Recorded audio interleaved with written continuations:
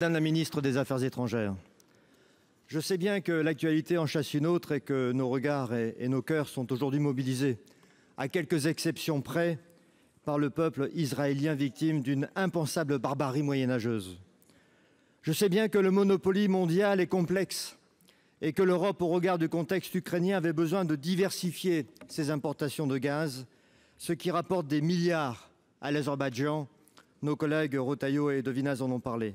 Tout cela, nous le savons. Néanmoins, je souhaite moi aussi revenir sur la situation dramatique du Haut-Karabakh. Comme en Ukraine, comme à Gaza, comme dans de nombreux endroits de la planète, la force prévaut sur le droit. Faut-il, Madame la Ministre, qu'un peuple disparaisse pour savoir qu'il existe ?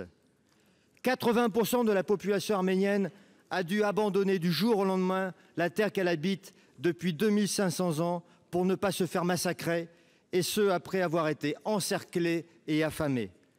La Russie a renoncé à protéger l'Arménie et nous, Européens, avons poussé le cynisme jusqu'à inviter le Premier ministre arménien, Nikol Pachinian, à négocier avec ses agresseurs.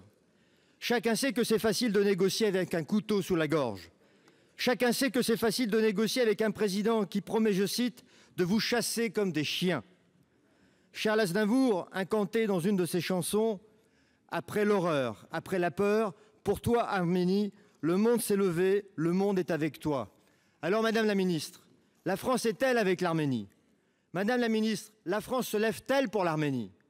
Au-delà des mots de compassion et au-delà des condamnations diplomatiques de circonstance, qu'envisage de faire la France pour le peuple arménien qui a connu le premier génocide du XXe siècle et qui vit actuellement sous nos yeux le premier nettoyage ethnique du XXIe siècle?